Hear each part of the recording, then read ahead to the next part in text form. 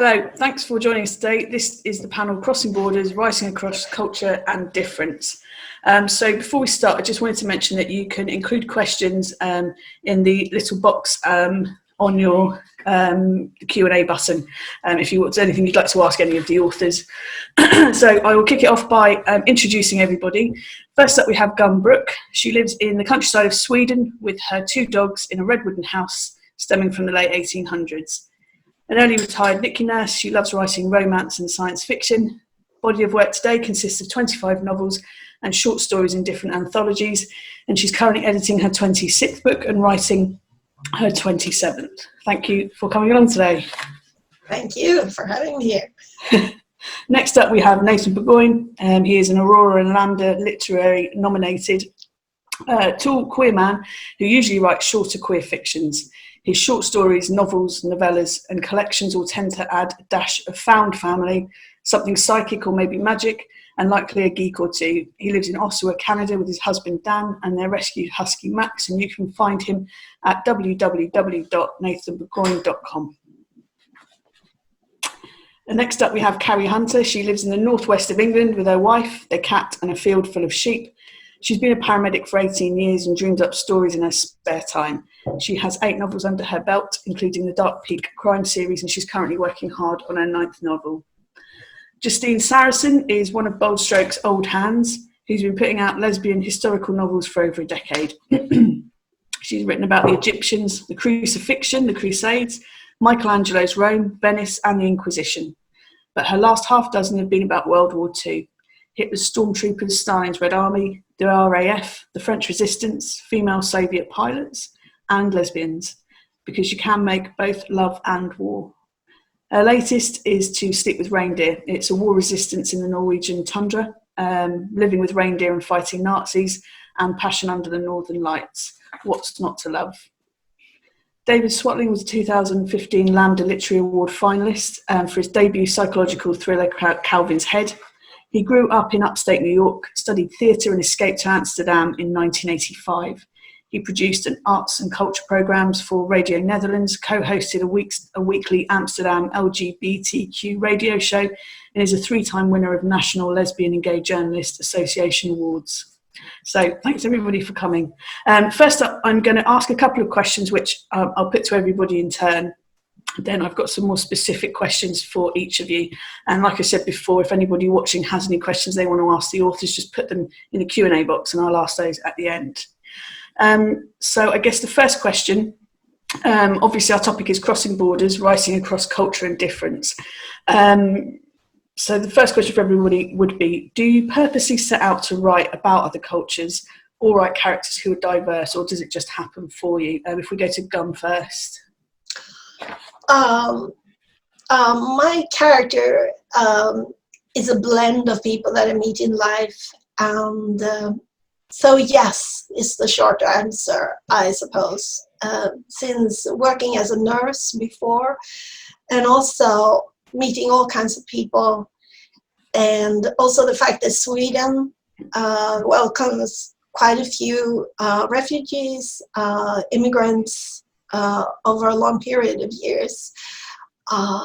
These are the people I meet, these are the people I know, and I feel everyone should be represented, and I love exploring different cultures.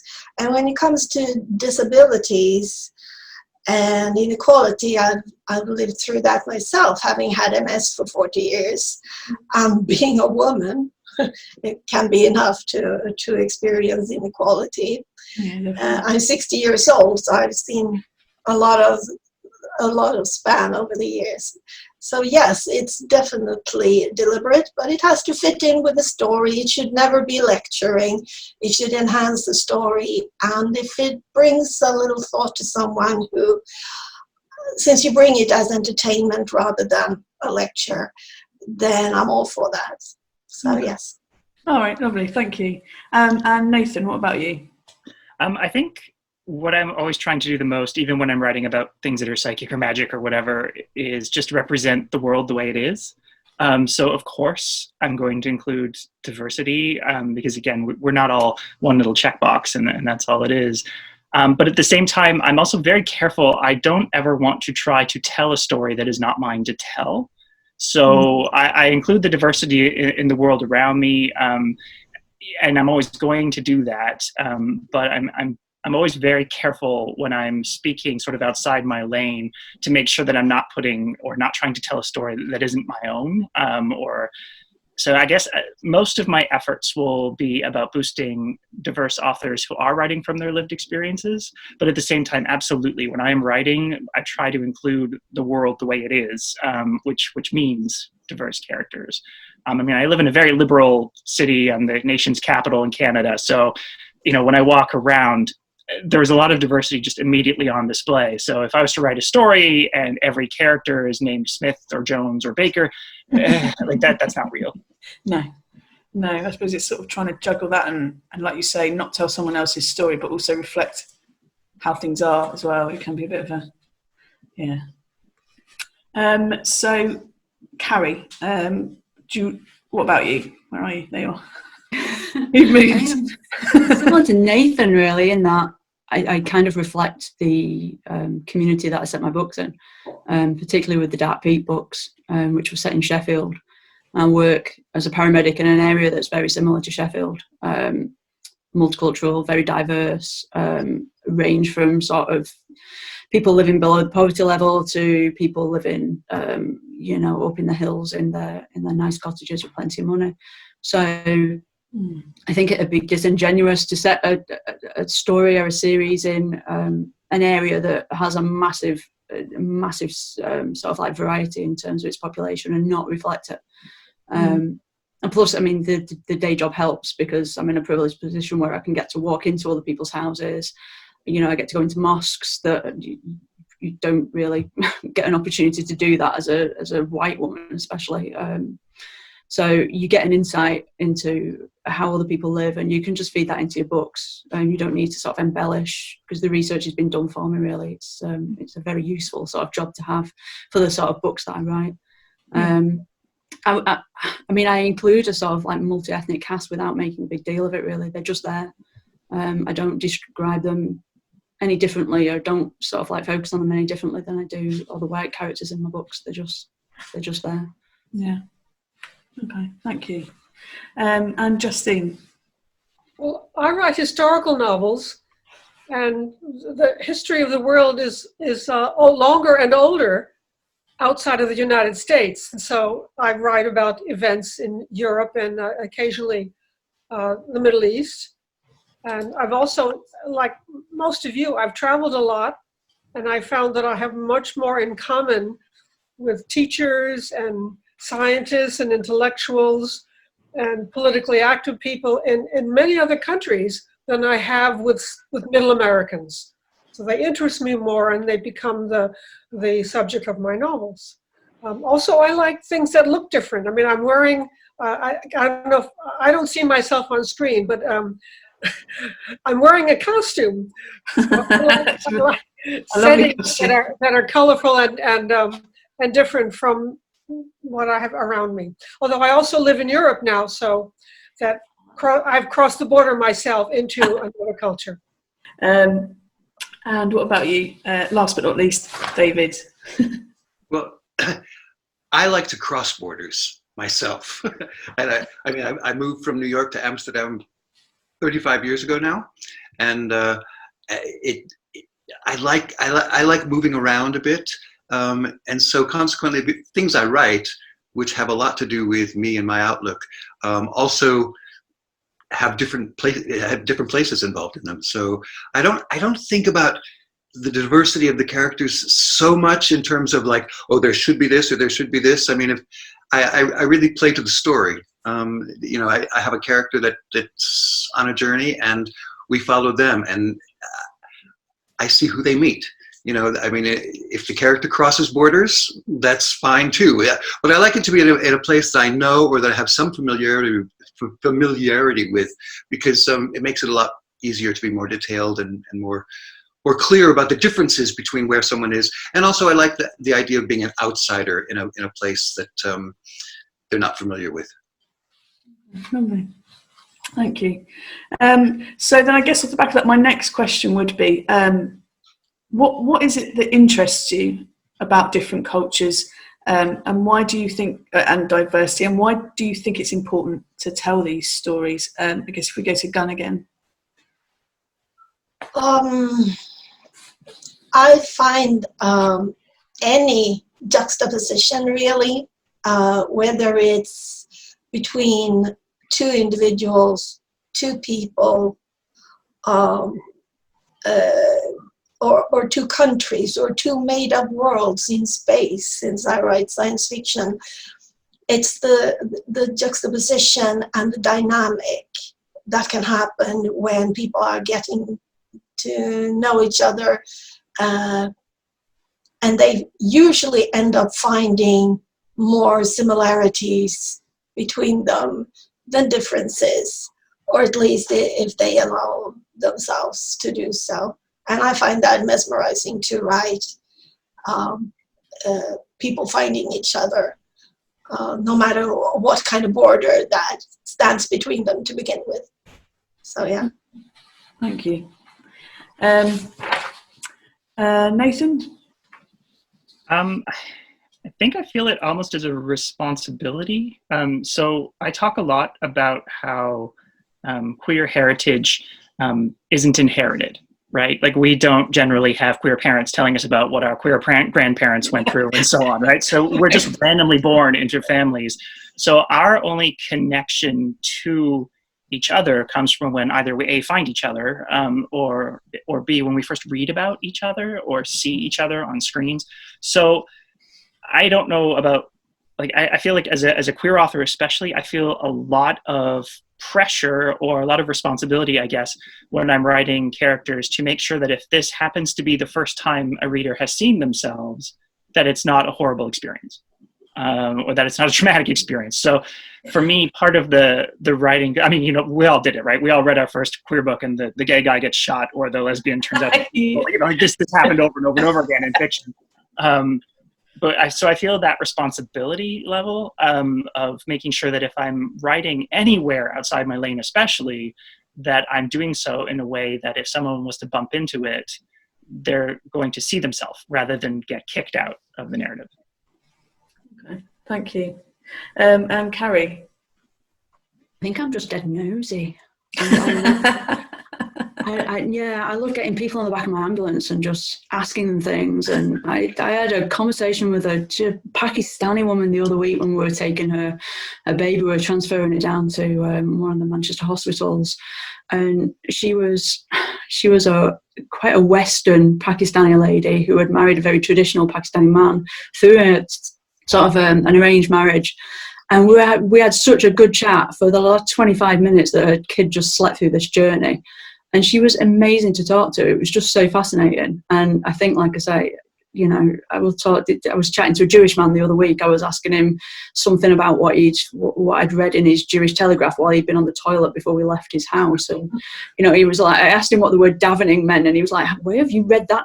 Where do you know that from? I said, well, I'm just reading your paper while you're on the loose, sort of thing. So, but, you know, this is how you learn. And, you know, that might drop its way into another book, you know, that kind of thing. So I think I'm a bit like Sana. I'm kind of fascinated by religions and different cultures, and I want to learn about them. But there's also a kind of naivety to me because I've had this proper white kind of, you know, really just exclusively white background, brought up in a white town, in a white school, with none of the diversity that I now find in my job. So I'm kind of making up for lost time, really. I think that's the main thing that I found about myself over the last sort of like 18 years I've been on the job.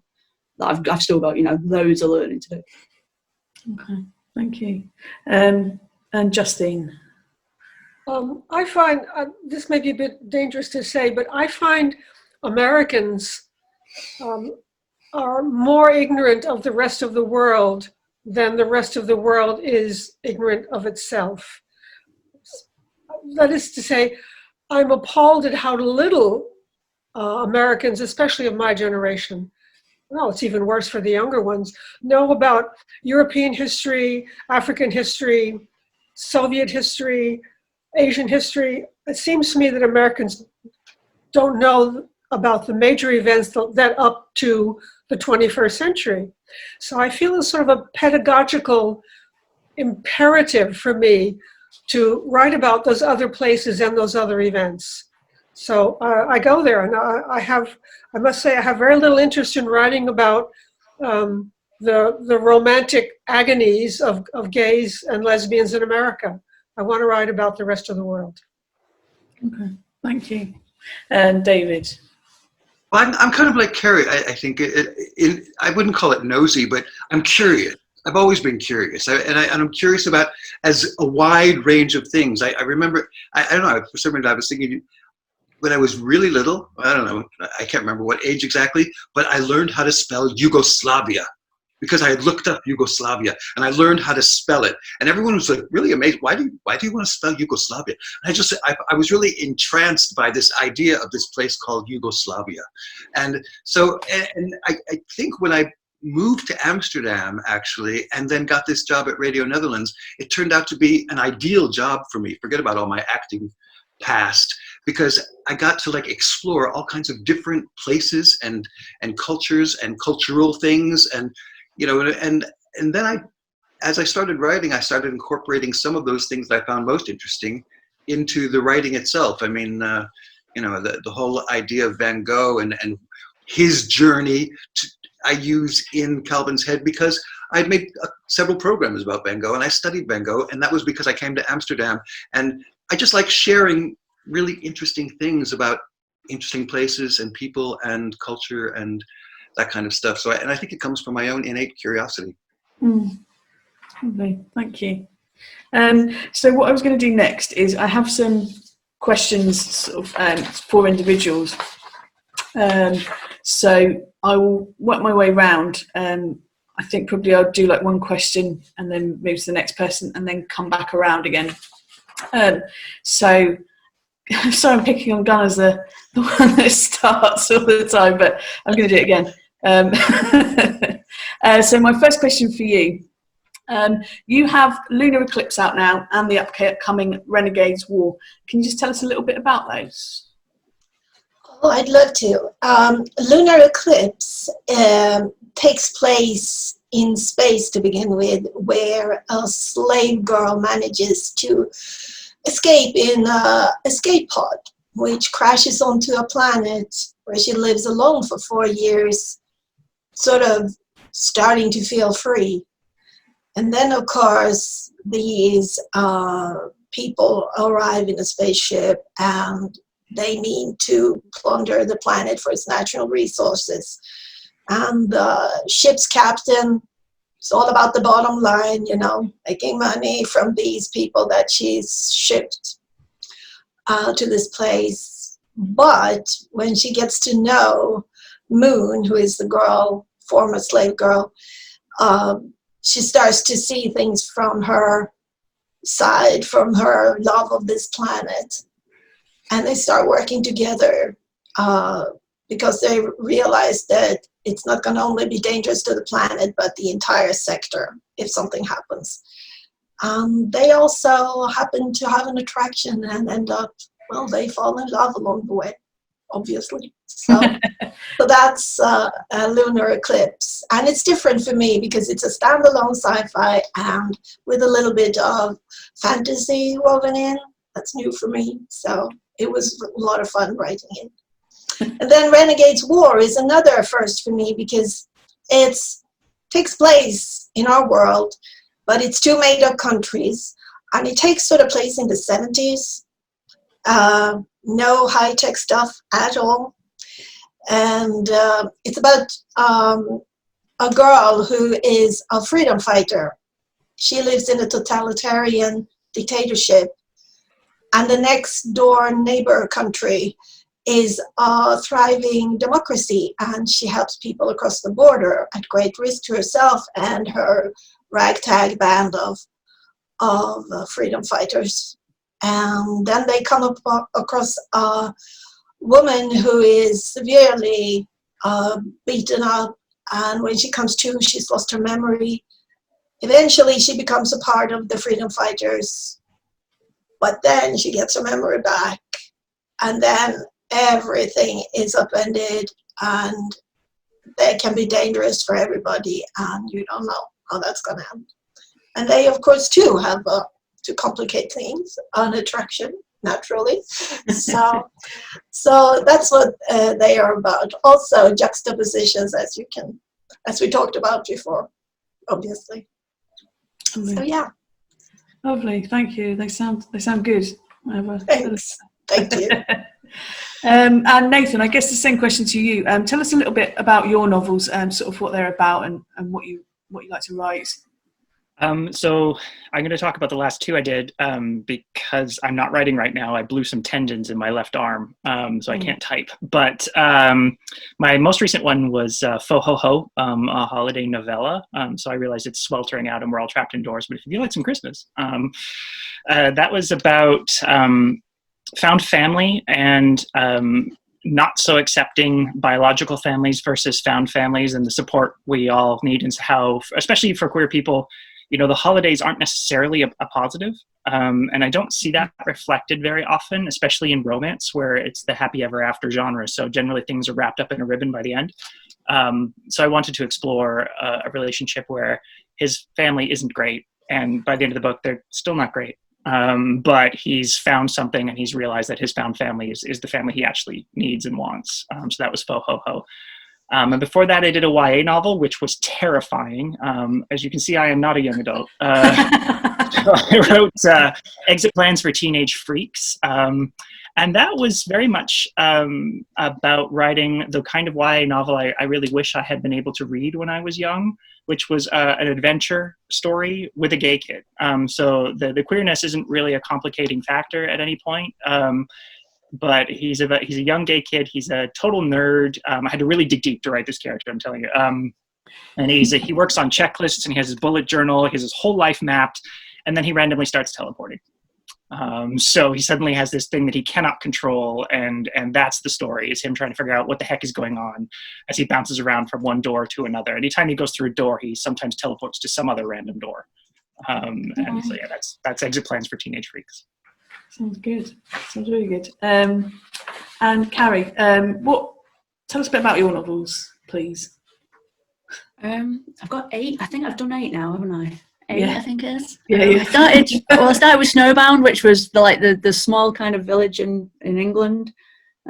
Started introducing Americans to the concept of British swearing in that one. And then I flitted across the pond and did a couple that were written in American English, and then decided that was enough of that for me. And I've been over in the north of England ever since. So I did the Dark Peak crime series, which was, yeah, I love those books. They're very well loved, I think. The couple in them, Meg and Sana, seemed to have struck a chord with readers, which was amazing, because they weren't a romance, and yet they had a romance that spanned all 3 of the thrillers, and they regularly crop up on favourite couples lists. So that was quite gratifying after getting a bit of stick for not giving them a happy ending at the end of the last one, and then splitting them up and being horrible to them in the second. So yeah, I think crime thriller is probably where I'll stick.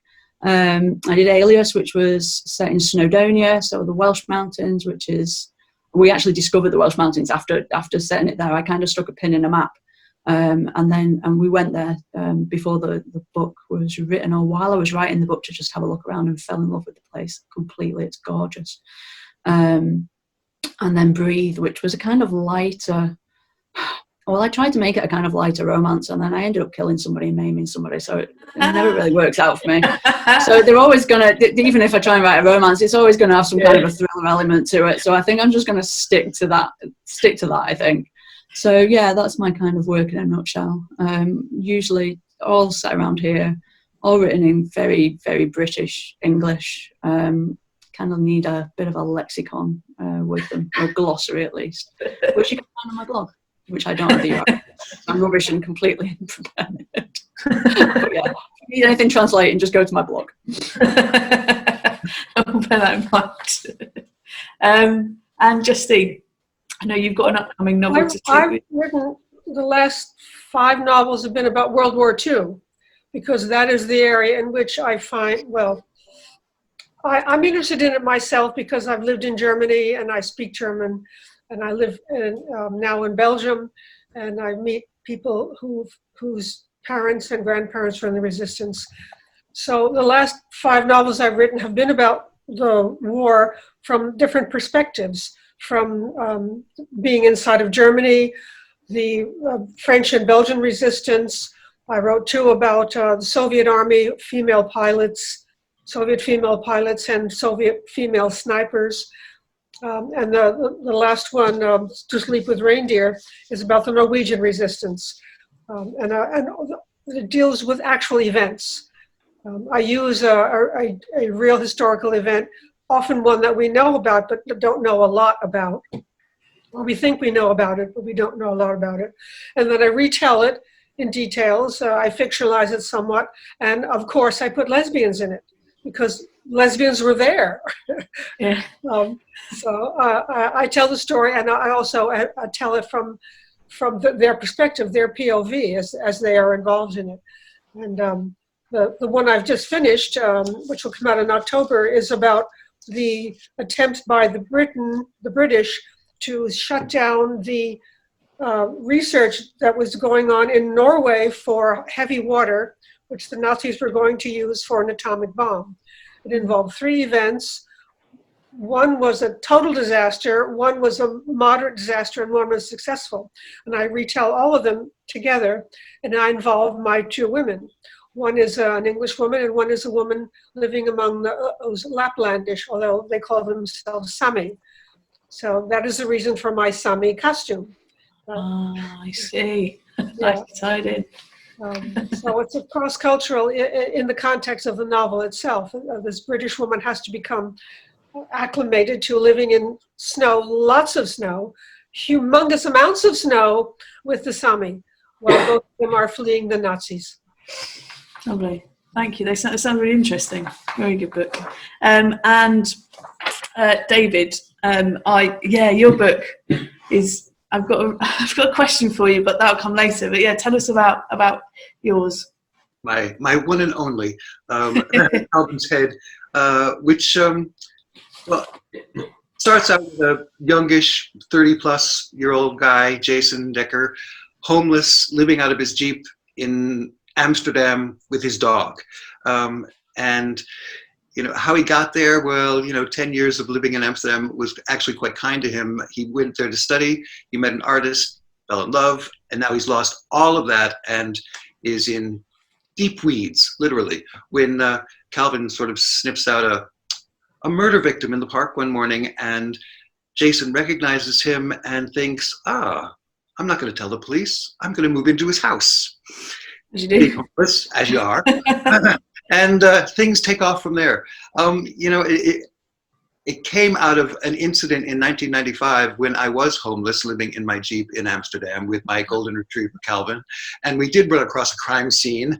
And I asked what was going on. And they said somebody's dog pulled a garbage bag out of the pond, and in it was a human head. And my first thought was, thank God, not Calvin. but as I thought about it more and more, I thought, wow, what a great beginning for a story. What a great place to start.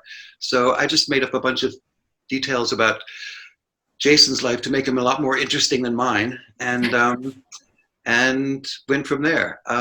And since it came out 5 years ago, we're working on a second one, which will take him and Calvin off to new destinations, probably the White Mountains in northern New Hampshire.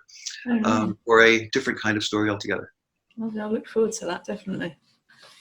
Perfect. We've actually got quite a few questions coming through as well from people watching, so I will go back around again with some of the questions I've got, and then, depending on the time, I might move on to be able to get people's questions in.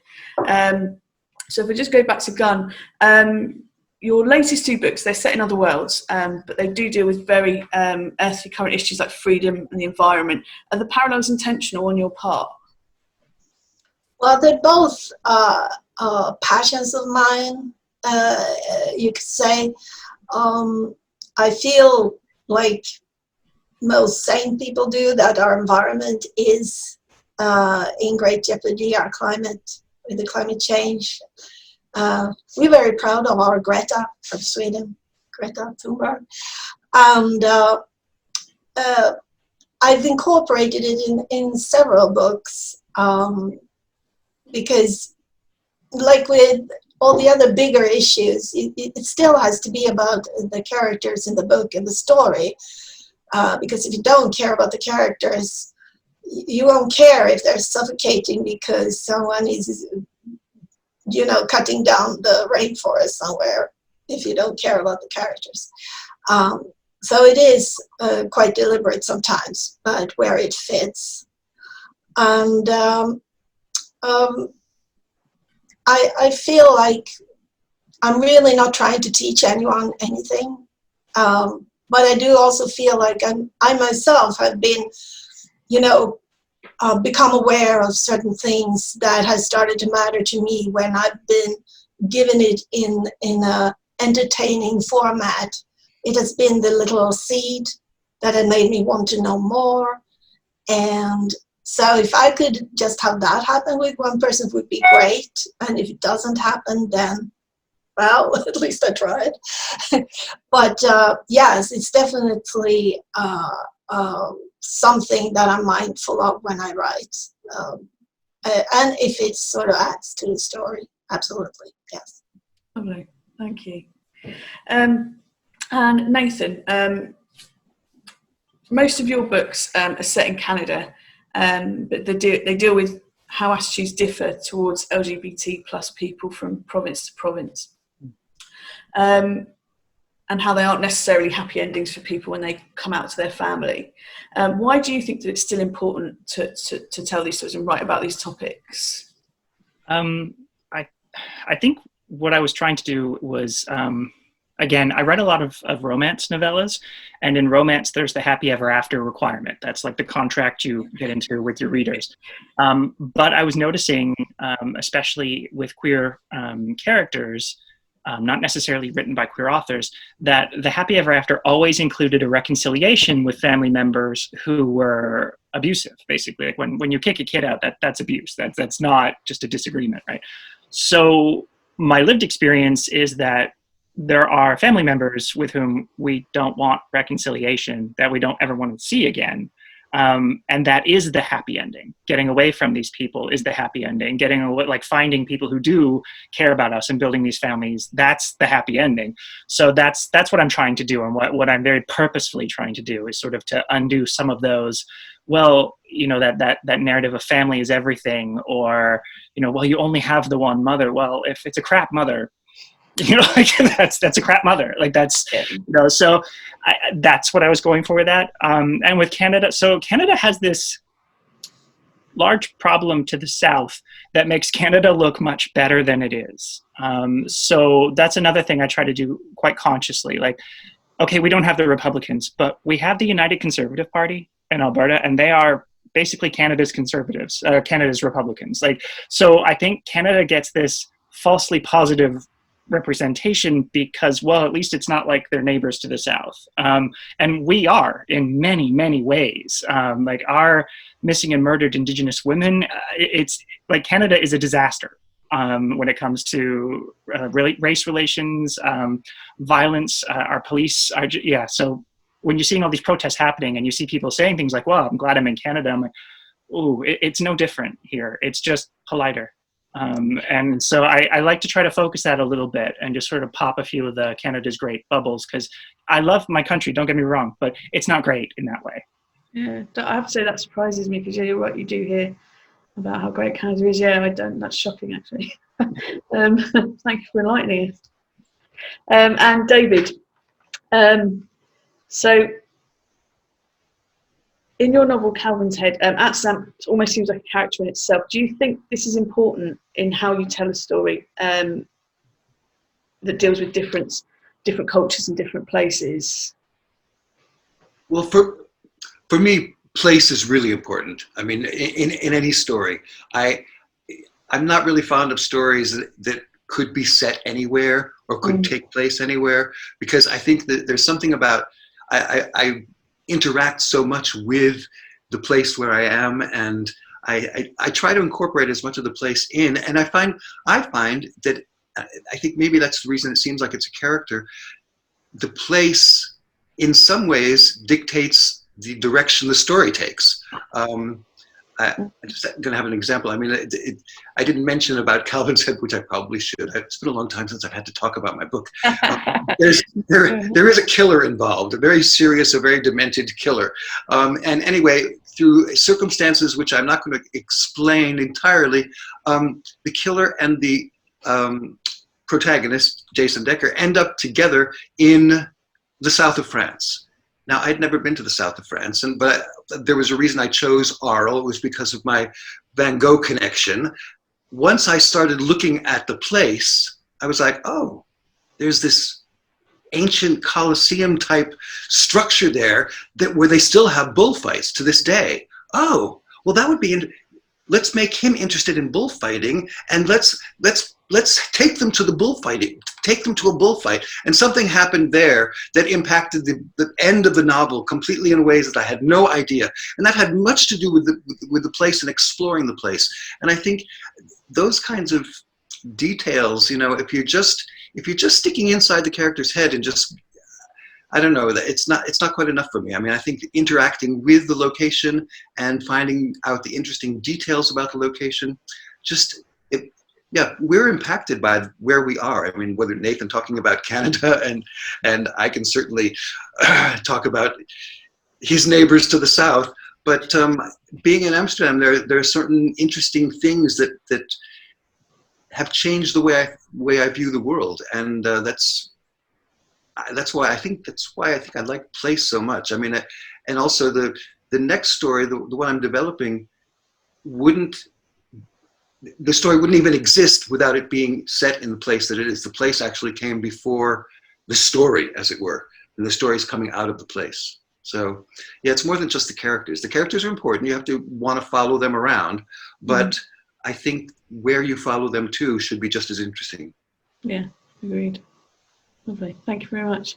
I'm going to jump to a couple of the panelists' questions. Sorry, not panelists' questions, a couple of the viewers' questions, because I can see that we've run out of time, and I want to just get a few of theirs in first. So I've just got them written down, give me 2 secs. So this one is for Justine. I love your pedagogical imperative, but how do you fulfill that without information dumping or sliding into cultural appropriation? Well, that is the task of a writer. Is it Horace who said that the point of art is prodessa et delectare? Remember that from graduate school. To advance your reader, to give them something worthwhile, and to entertain them. And that is the burden of the writer, to do both of those things. And what happens if you don't entertain them enough, they won't buy your next book, or they might not even finish reading the book that they've started. So your primary duty, since you're charging them for your book, is to entertain them. And then you slip in the information that you think they should know. And if you do it carefully enough, it's like the milk and sugar in the coffee. If you put the right amount of milk and sugar in the coffee, it's delicious. Unless you like to drink black coffee. Then my metaphor doesn't work. I was a college professor for many years, and so I can't get that out of me. But the last few years I taught in a deaf college, where you really had to keep the attention of these students. They were college students, but they were deaf college students. And you really had to keep their attention, otherwise you lost them. They wouldn't learn anything unless you kept them wanting to look at you. So that's the task of the writer as well. Okay, thank you. The other question that has come through is, this is for everybody, so I'll pick on someone else other than Gunn to go first this time. David, but I will go round to everybody. How much time do you take to do research for your books? And also, how important is it to do research? Well, that's interesting, because generally I've done a lot of research before, but not. I'm always doing research. I'm always looking things up and following down little rabbit holes, getting lost in rabbit holes on the internet. And then they pop in. I don't necessarily think I'm going to use them when I'm writing, but they come up.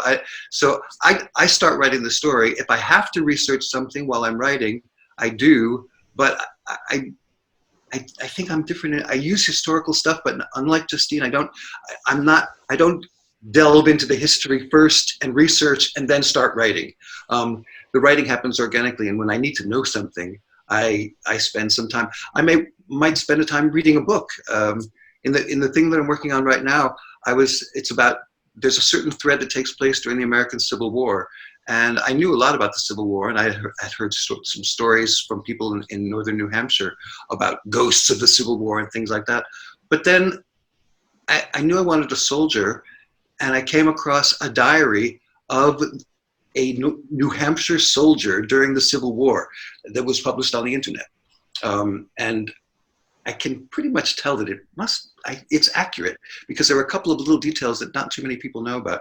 And I delved into that for several days and then just put it aside and went on with the story and things that has come up again. So I don't really spend a certain amount of time doing research. It's an ongoing process. Okay. Thank you. Cari, what about you? Do you do a lot of research? Yeah, I do quite a lot. I research as I go along, really. When I'm quite a stickler for details. I don't want to get stuff wrong, especially medical details, because that's the stuff that I should know. Well, the thing with me is I've only ever written one paramedic. Everybody else, if I've had a medical lead, they've tended to be a doctor, which is way above my skill set. So I do tend to do quite a lot of online research just to get the little things right, and then pare it down so that I'm not blinding people with science and stuff that they'll be bored to tears reading, really. But yeah, I do a lot. I do a lot on the internet. Like a lot of writers, I think my internet search history would probably put me on quite a lot of watch lists. Yeah. You see that online quite a lot of people saying, "Oh my God, if anybody is watching my Google kind of search patterns, then they'll think I'm a terrorist." So I've had to research some very, very dodgy things. But things like anything from people trafficking. A lot of the stuff that I found on that ended up in quiet death.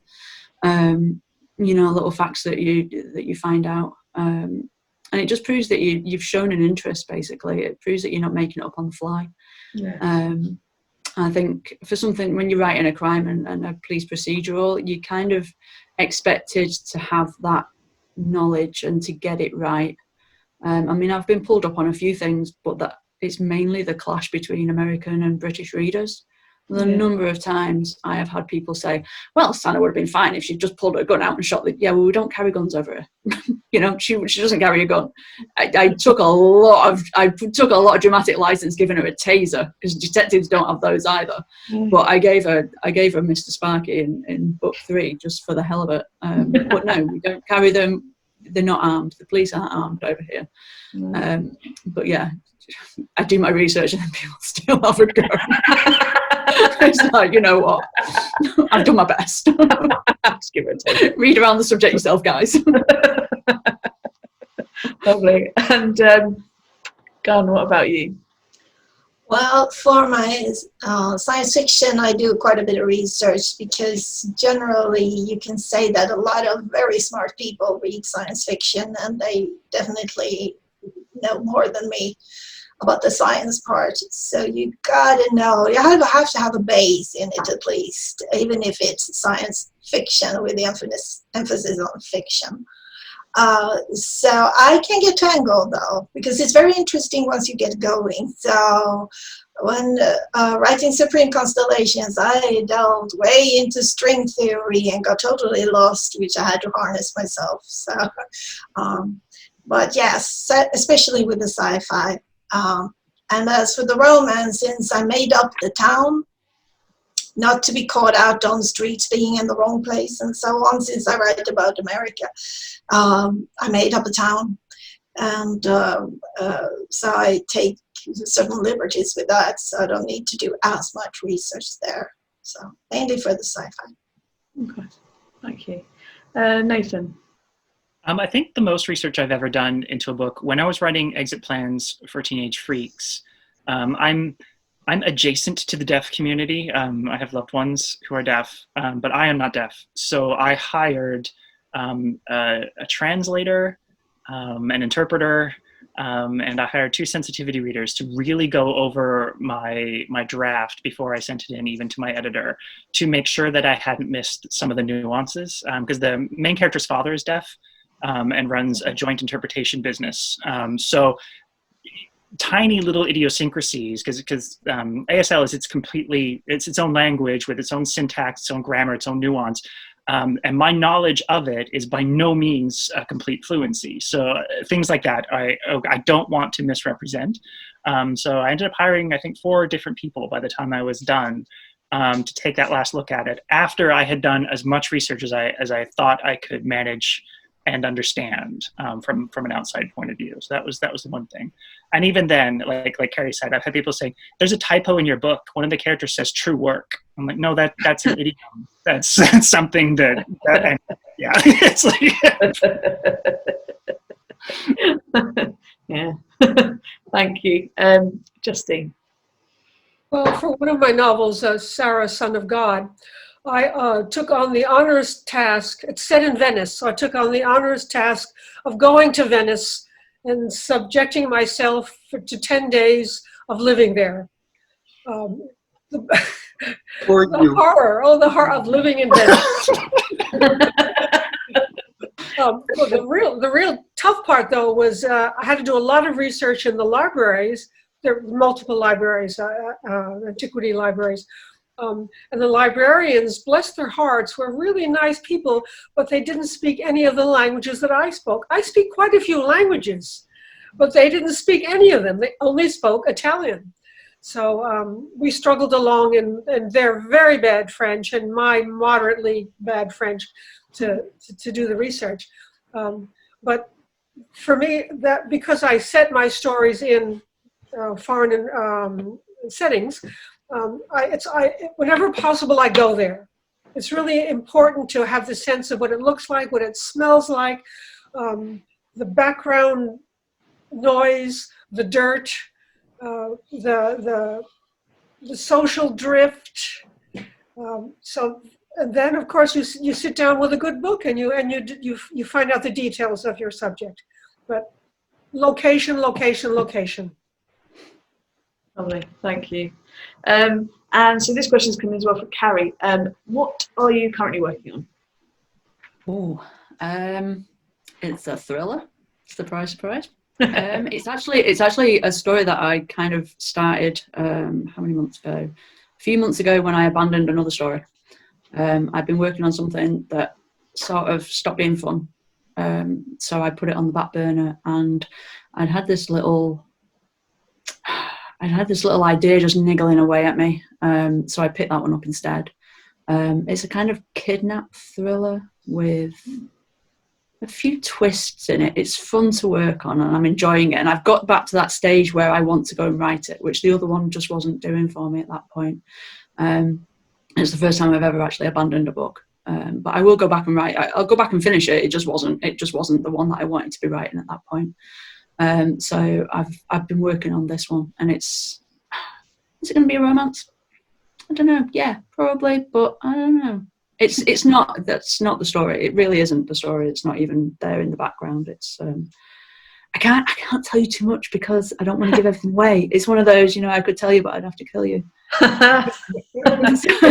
It's set. Weirdly, it's not really set in Northern England. I can tell you that. It actually starts out in London. I know. Oh, yeah. So there's not as much of the slang, but that's for no reason other than that it's it starts out in London. It will move up north, but at the moment they're where are they hunkered down in a little house in southeast London, I think. Southeast? Well, I'm not getting everybody saying like, oh, let's go up the apples and pears or anything like that. They're just talking normally for me, which is really weird. All right, lovely. I've got time for just one more quick question, I think. If we could just go around everybody and just ask, if we don't know your work, what book should we start with? I'll pick on Gunn again. Oh, thank you. If you want to read one of my romances, I'd say either course of action or coffee sonata, because if you get hooked on them, then you'll see old characters appear as cameos in some of the later books, romances. And if you want just to try a sci-fi without committing to a series, I suggest my latest sci-fi, Lunar Eclipse, since that's a standalone and not a ton of techno babble, not a ton. So those are my two recommendations. Thank you. What about you, Justine? If you are Belgian or European, you should read Waiting for the Violins, which is about the French and Belgian resistance. And most of the characters are real. I fictionalized them to the extent that I needed to, but they're real people. And if you're an American, you should read The Witch of Stalingrad, which is about female Soviet pilots and Stalingrad. Lovely. Thank you very much. David, I know you've got the one book. Yeah, just the one. Because I actually, one of my questions for you, but we ran out of time just quickly, was you have a POV from Calvin, which I really liked. But yeah, if I know you sort of said, if you just give us another brief sort of synopsis on your book, because yeah, it's an excellent book. Well, the point of view of the dog was interesting because that was in my head from the very beginning. It was one of the very first things I wrote, and I had read some things that where the dog speaks like, you know, some kind of a canine Columbo, you know, or has conversations with. I mean, I didn't realize at the time that there's a whole genre of pet mystery novels, but what I really wanted to do is I wanted to get the essence of a dog. How does a dog think, and how does a dog see the world? Because living 14 years with a dog, from the time it's 4 weeks old till it passes, you know, I really wanted to be true to how a dog deals with being in the present the way they are, but also being so aware of their surroundings that they can react to you when you're having troubles, when you're down, when you're sick, or when you're in danger. But what would that thought process be like? And the way that I found it was poetry, you know, using. And when I first wrote it, it was all over the page, kind of like E.E. Cummings, because I happen to like that kind of poetry, but it turns out nobody else does. I found out some very early readers who were not fond of it at all. So I simplified, and discovered the use of gerunds, you know, watching, waiting, running, seeing, because that's how dogs are, is that they're just right there. And in the process, I really liked it, you know, and a lot of other people like it too. However, I will say that the minority that don't are vociferous in their hate for a point of view of an animal mixed into their thriller. God forbid. I like genres crossing as well as borders. Lovely. Okay, thank you very much. And Nathan, if we haven't read you before, what should we pick up? I think a little like Gunn, I'm going to suggest Of Echoes Born. It's my short story collection, and I can immediately hear people rolling their eyes and going, oh, I don't like short stories. But I did my absolute best with this book to also make there be one overarching plot that sort of connects everything together, that the characters cross over within the book, but they also cross over outside of the book. So if you like any of the stories in Of Echoes Born, which isn't a romance, I should be clear, some of the stories are romances, some of them are not, then you'll get a feel for the way I write. Lovely, thank you. Cari? I would say No Good Reason, the first of the Dark Peak trilogy, or even better, get it on audiobook, because the narrator is fabulous and you get to listen to everything exactly as it is meant to sound. So yeah, definitely recommend the audios of anything that Nikki Vincent's done for me, basically. She's a brilliant narrator. Lovely, thank you very much. So we're pretty much at the end now, so all that's left for me to do is just remind everybody that there is a sale in the web store on selected titles from the participating authors. You should have had the link come up. So yeah, if you pop in today, you can get all of these lovely authors' books and lots of others as well that are going to be speaking over the next couple of days. Thank you very much, everybody. I think that went all right. Yeah. Thank you. Thank you. Everyone, Thank you. Cheers, guys.